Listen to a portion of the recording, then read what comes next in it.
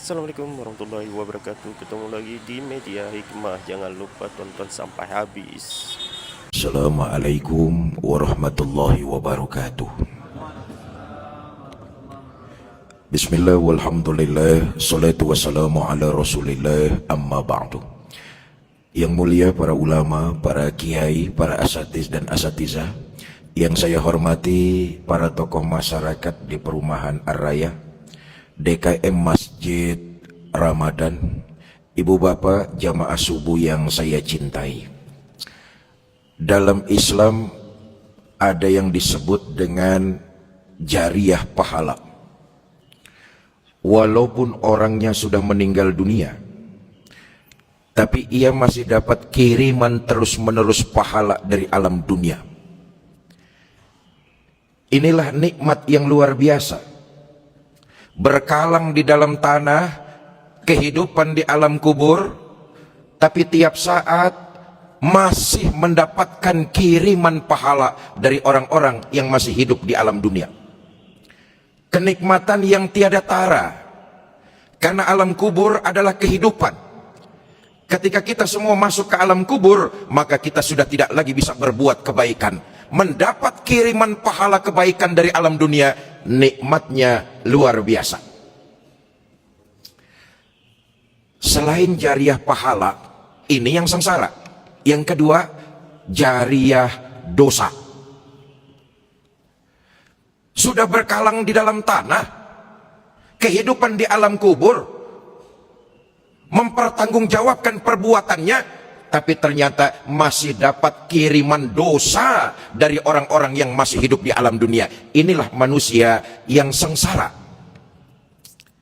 Nah, bersumber dari sebuah hadis di mana Nabi kita Muhammad SAW beliau pernah bersabda, "Man sanna sunnatan hasanatan falahu ajruha."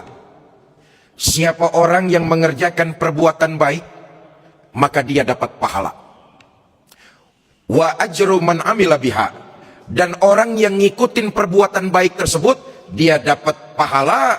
Yang nyontoin pertama masih dapat kiriman pahalanya. Ini yang saya maksud nih, jariyah pahala. Walaupun orang tersebut sudah tidak mengerjakan perbuatan itu, tapi perbuatannya masih diteruskan oleh orang-orang lain, maka yang nyontohkan pertama masih dapat kiriman pahalanya. Ustadz, kalau yang berbuat kebaikan dapat pahala, pantas pelakunya. Tapi kalau yang nyontohin, dia kan sudah nggak berbuat lagi, Ustadz, kok masih dapat pahala? Sebab yang nyontohin, dia jadi pelopor kebaikan. Kita lihat contoh yang gampang saja. Ini masjid tahun berapa nih Pak Haji berdirinya? Berapa? 2009. Masjid tercinta kita berdiri 2009. Boleh jadi yang nyumbang materi masjid ini sudah ada yang meninggal dunia. Yang nyumbang semen, yang nyumbang besi, yang nyumbang batu, yang nyumbang pasir, yang nyumbang karpet, yang nyumbang cat, yang nyumbang genteng, boleh jadi mereka sudah ada yang meninggal dunia. Pagi ini kita sholat subuh di Masjid Ramadan. Ini yang sholat subuh di sini ada 50 orang nih. Sekarang kita pengajian, ini jumlahnya ada 50 orang gak nih yang hadir nih? Mata melotot ditanya nggak nyaut, kok persis ikan bandeng ini nih. Nih pagi ini yang hadir di masjid nih ada nggak 50 orang nih? Lebih ya, kurang lebih 100 orang dah.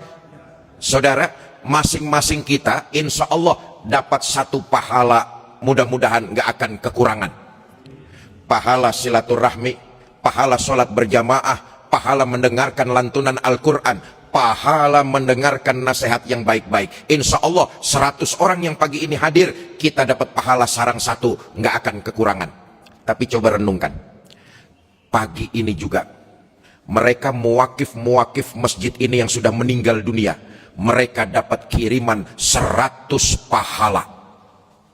Kenapa? Karena asbab mereka pagi ini kita bisa beribadah dan ikut pengajian di masjid tercinta. Walaupun mereka sudah meninggal dunia, jumlah kita yang hadir, mereka semua dapat kiriman pahala.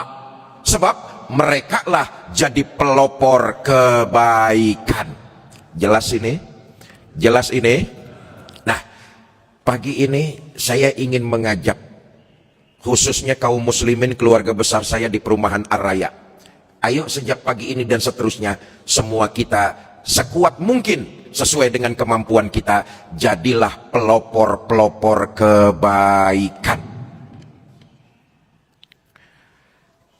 Kita harus punya malu, wajib.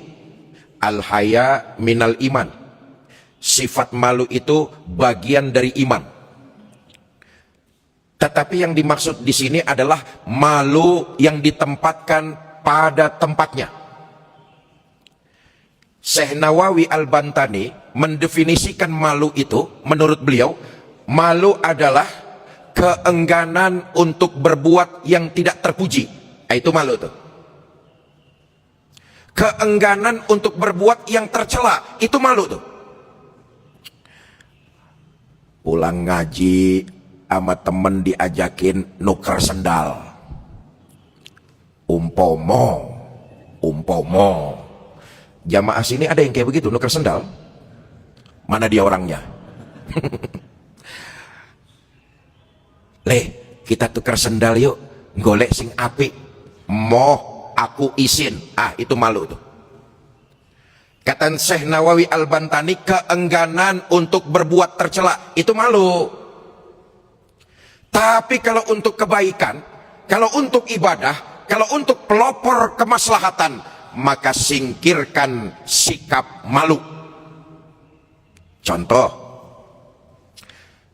di sini pengajian bulanannya hari apa, Ustaz Paji?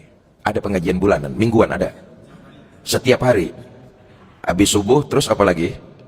Malam apa? Malam ada. Habis subuh. Saudara, masjid kita luar biasa. Setiap hari ada pengajian. Ibu bapak yang punya waktu, Allah berikan kesehatan, hadir di pengajian. Melihat di depan ada tempat yang kosong, saudara isi paling dulu di barisan terdepan.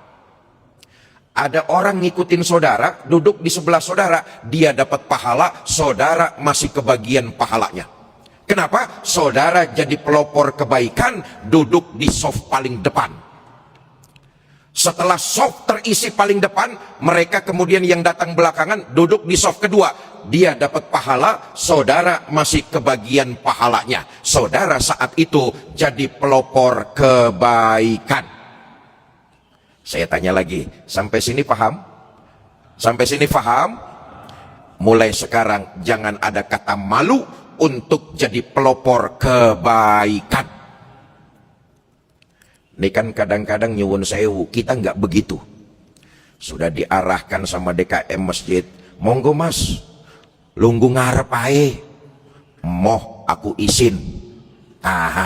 Malu kayak begitu tuh bukan pada tempatnya. Malu seperti itu bukan pada tempatnya. Selama itu pelopor kebaikan, maka saya sebisa mungkin harus jadi pelopor. Kalau toh tidak bisa, saya ada di barisan kedua. Kalau toh tidak bisa, saya ada di barisan ketiga. Dan begitu seterusnya. Masjid Ramadan ya. Panitia DKM setuju mau mengganti karpet buat kenyamanan kita sholat berjamaah. Karpetnya wis suwe mambune rodo apek. DKM rapat sepakat mau ganti karpet masjid. Satu saf ini kurang lebih 10 meter, satu gulung. Luasnya kurang lebih ada 10 meter, berarti 10 gulung. DKM mengumpulkan jamaah, lalu bikin pengumuman. Bapak-bapak, ibu-ibu, masjid kita tercinta mau ganti karpet. Karena itu dilelang. Bapak ibu siapa yang mau mengambil karpet-karpet tersebut, monggo silakan saja. jumlah karpetnya ada 10. Ibu bapak kalau mau ngambil, monggo silakan. Saudara tunjuk tangan duluan. Saya ambil 1 gulung, saudara dapat pahala. Di belakang saudara nunjuk lagi, saya ngambil 2 gulungan. Yang ngambil 2 gulungan dapat pahala, saudara yang nunjuk pertama masih dapat kebagian pahalanya. Sebab saudara jadi pelopor kebaikan. Kita sudah meninggal dunia, jariah pahala itu akan terus terkirim kepada kita. Contoh gampang lagi, Bapak Ibu saudara-saudara. Bapak Ibu mau mengadakan syukuran, duwe cucu anyar, atau mantu nikahin anak, atau nyunatin anak. Bikin saja pengajian di rumah bapak atau ibu. Undang tetangga kiri kanan depan belakang untuk hadir dalam acara syukuran di pengajian rumah saudara. Di situ dibacakan Quran, dibacakan tahlil, dibacakan tasbih, dibacakan tahmid, dibacakan zikir. Makin banyak tetangga yang datang ke rumah saudara, mereka semua dapat pahala, saudara kebanjiran pahalanya. Nih sandarannya hadis yang saya bacakan. Kenapa saudara kebanjiran pahala? Karena saudara saat itu jadi pelopor kebaikan. Bikinlah syukuran pengajian, dibacakan Quran, dibacakan tasbih, dibacakan tahlil, dibacakan zikir. Kalau dirasa pengajiannya masih kurang, undang saja ustadz-ustadz lokal. Ustadz lokal, jangan ustadz internasional, ustadz lokal sajalah. Umpamanya ngundang Fikri Zainuddin MZ, umpomo lokal-lokal lain. Semakin banyak orang yang datang ke rumah saudara, maka saudara semakin banyak dapat kiriman pahala. Nah, hadis ini nggak berhenti sampai di situ, masih ada sambungannya. Kata Nabi, man sanna sunnatan sayyi'atan falahu ajruha. Siapa orang yang mengerjakan kesalahan, dia dapat dosa. Wa ajru man amila biha. Orang yang berbuat seperti itu, dia dapat dosa. Yang nyontoin pertama masih dapat kiriman dosanya. Na'udzubillah min. Saudara, mempertanggungjawabkan salah dan dosa kita saja di hadapan Allah sangat berat. Apalagi kita masih dapat kiriman dosa dari orang lain. Kenapa kita dapat kiriman dosa? Boleh jadi ketika hidup di alam dunia kita pernah tanpa disengaja jadi pelopor-pelopor kejahatan. Contoh gampang nih. Saudara numpak sepeda motor.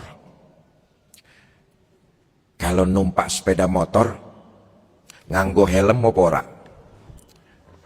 Hoi, meneng maning. Bu, ibu kalau numpak sepeda motor nganggo helm enggak? Racoyo.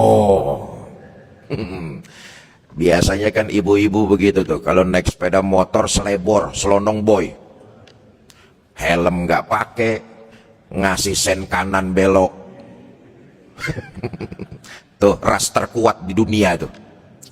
Saudara menggunakan sepeda motor di perempatan jalan, lampu menyala merah, traffic light. Kira-kira berhenti apa tidak? Berhenti apa tidak?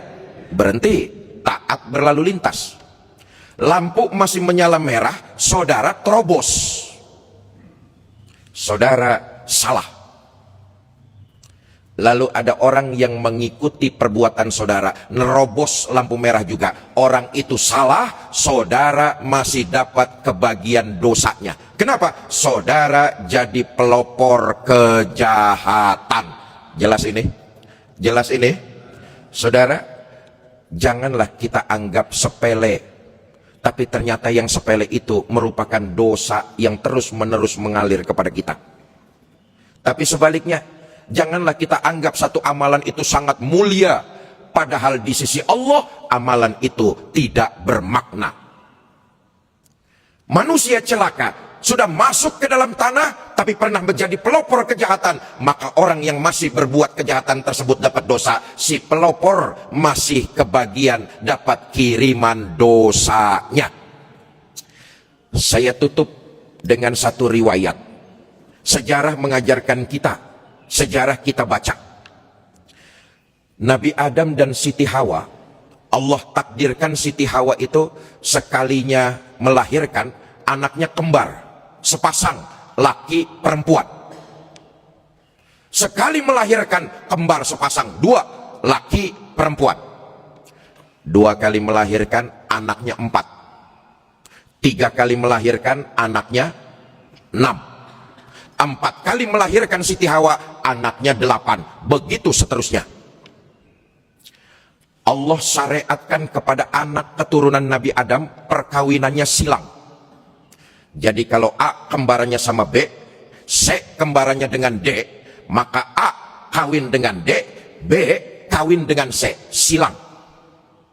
Nah, sampai sini dalam Islam kawin silang antar saudara boleh. Kapan? Dulu zaman Nabi Adam.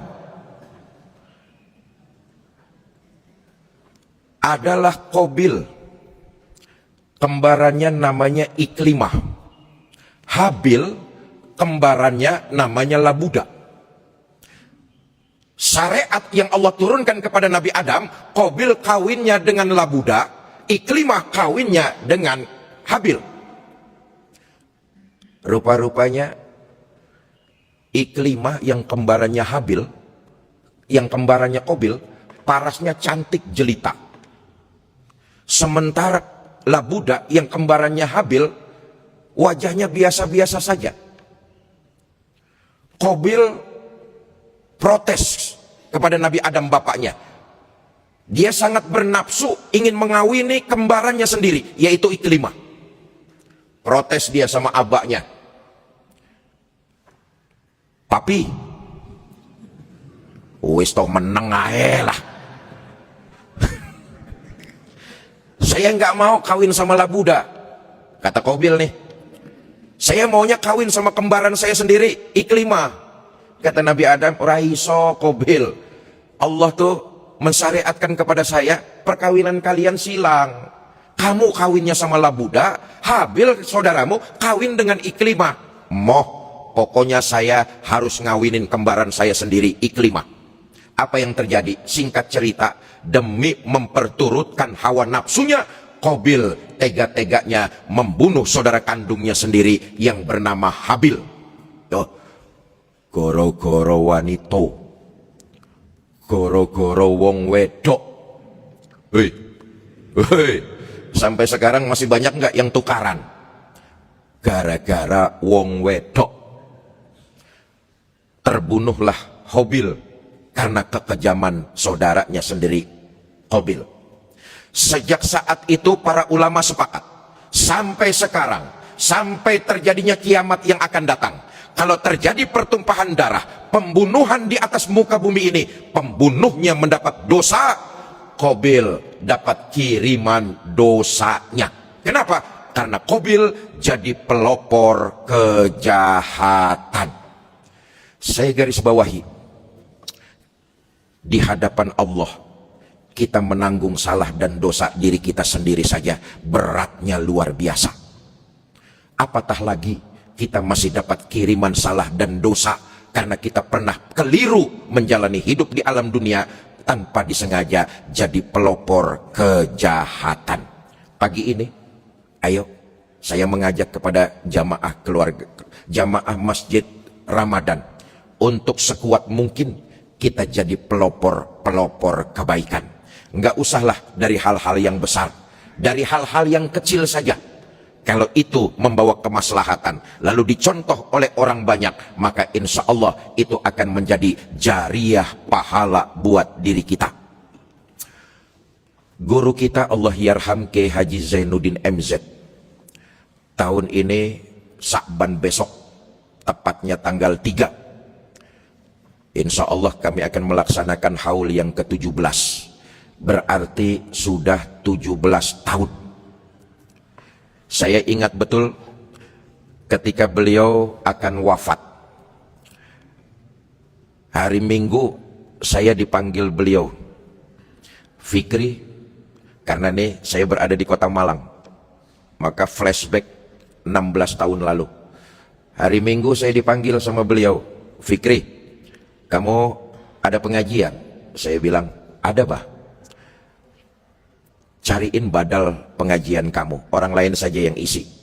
Loh, terus kamu badalin pengajian saya.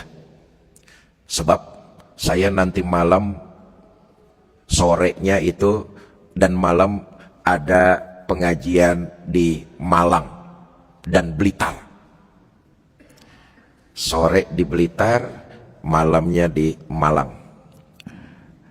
Karena saya dapat perintah dari Abah, saya enggak banyak tanya.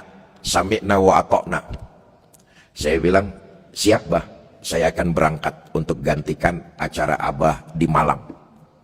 Siangnya terbanglah saya ke Malang. Ada pesawat dari Jakarta dulu, Garuda tuh, setengah 12, jam 11-an lewat. Sore ngisi di Blitar, malamnya di Malang.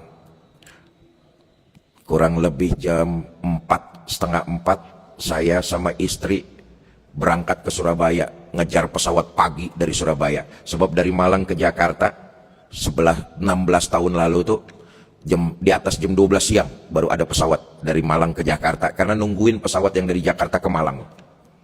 Saya pengen cepat-cepat pulang. Senin itu setengah 4 kurang lebih saya berangkat dari Malang ke Surabaya sama istri. Dapat pesawat dari Surabaya ke Jakarta itu jam setengah 7, tapi delay. Jam 7 masih belum berangkat setengah 8.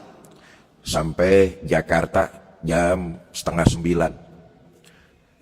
Begitu sampai rumah, handphone saya lupa, saya matikan, langsung saya nyalakan. Banyak telepon masuk dari keluarga saya, adik-adik saya. Begitu ada telepon masuk, saya angkat. Adik saya ngasih tahu, "Bang, abang udah sampai Jakarta." Saya bilang, "Sudah, baru bener. Abang cepet-cepetlah ke rumah sakit Pertamina Pusat." Saya bilang, "Loh, memangnya kenapa?" "Ini, Abah sudah di kamar jenazah."